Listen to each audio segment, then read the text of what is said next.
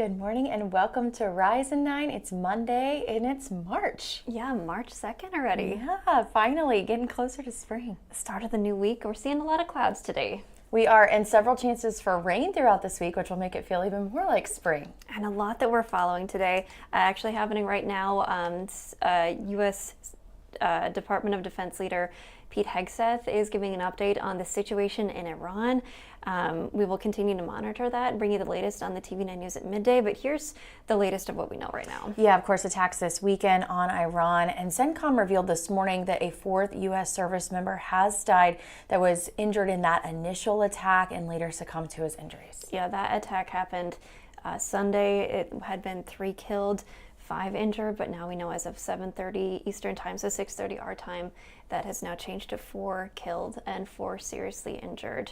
Yeah, another update this morning. The U.S. military says Kuwait accidentally shot down 3 U.S. warplanes, but everyone survived that, even seeing video of some of the pilots on the ground there. Right, that situation of friendly fire did not turn fatal, but I do believe they were taken to the hospital. I'd have to just double check that. But this is expected. President Trump said yesterday these attacks expected to continue for 4 or 5 weeks. Yeah, and even as we're covering this, just constant updates. So this is something that we'll continue to stay on top of. Absolutely. And something a little more local, closer to home, the Independence Fire Department, not the police department, has brand new bulletproof vests. Yes, this is really interesting because typically you would see police wearing those, but the fire department now getting them. Chief Blake Hayward says that he noticed the need for the vest after helping police officers during 2 high-risk calls that happened last year. Right, this may be more common than I realized, but I hadn't heard of any fire department at least doing this. So a grant from Buchanan County Health helped buy the 10 vests, and these are a little bit different from the typical police vest. These have pockets designed for medical supplies. We saw a little demonstration. They unzip it right there at hand length to be ready to go. It had tourniquets, different scissors, like first responder medical supplies there. Yeah, firefighters, as we know, oftentimes the first one to respond to medical calls, which really could be any situation. It can be, and especially, Independence, not really a small town, but on the smaller side, but it takes everybody to keep everyone safe there. Yeah, so really interesting story you can find on our website. Right, and this was also interesting too. We heard from the chief who said, if you had asked me 20 years ago if he would have thought that bulletproof vests were going to be needed, he said he would have laughed at you, but now he says it's a day-to-day situation that they can find themselves in, so changing scene for first responders. Yeah, absolutely. We also want to give you an update about Green Square Meals after we reported last week that there was a dumpster fire, a literal dumpster fire, right behind the building that caused smoke damage inside the building. Yes, and Green Square Meals is a service that provides meals up to 100 people, more than 100 people, who may not otherwise have one. And so this is a resource that the community really needed. So starting 3:30 today, they're going to be operating out of Immaculate Conception Catholic Church. Yes, and this is one of the only places that some people can get dinner. The closure had left about 100 people without access to that meal, so I'm really glad to see they're able to find a temporary location while they get their location cleaned up. Yeah, the leader said while that was they were recovering from that fire, they couldn't even do things like make sandwiches, so it really limited their capabilities. So it's some good progress toward being able to help people still. Right, need to make sure it's safe to get back in there, not only to cook but also to eat in there. So. Right.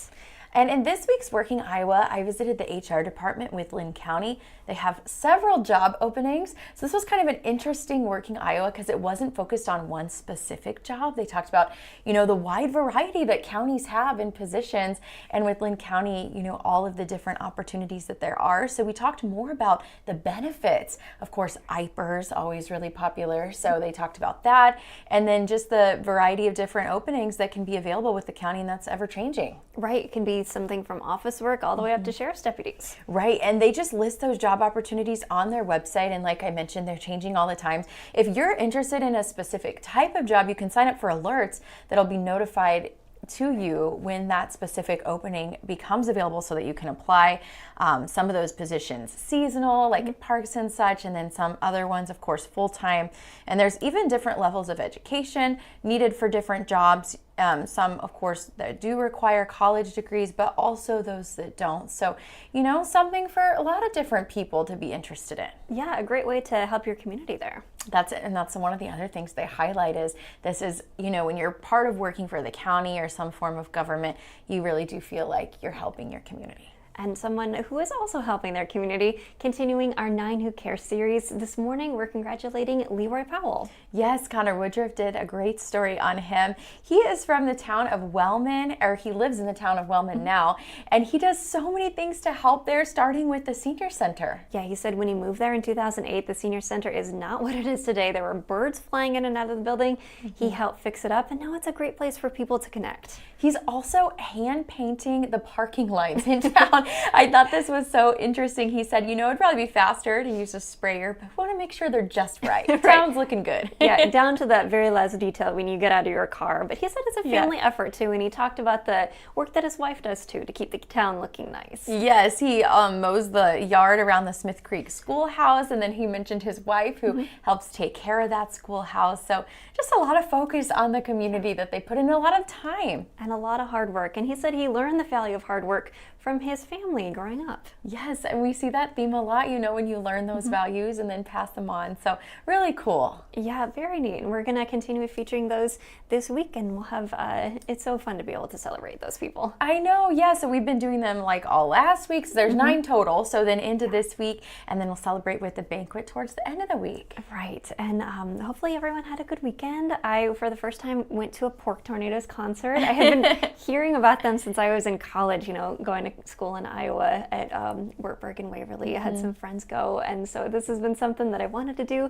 They were so fun. Yes, I've never seen them either, but I have heard about them as well and all the different covers they do. It's so fun that you were able to go. Yeah, it kind of felt like you were at a wedding or like a party with your friends, just because you have the nostalgic songs and everybody knows the words to it. And my husband was like, did you like it just because they do such a variety of genres of music?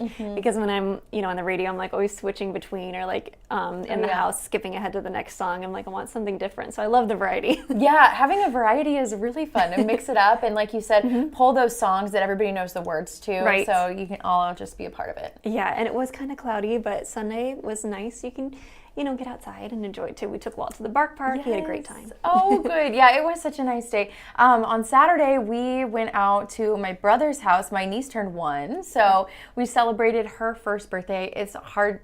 Those years go by so fast. I feel like she was just born, literally. No, she's one already. She's so cute. She took the frosting right off the top of the cupcake and ate it like a cookie. The best just part. the frosting. Yeah. So that was really fun. My grandparents were in town from Omaha. So yeah, just lots of family time, and Sunday got some errands done, but it was a nice day to be out and about. It was.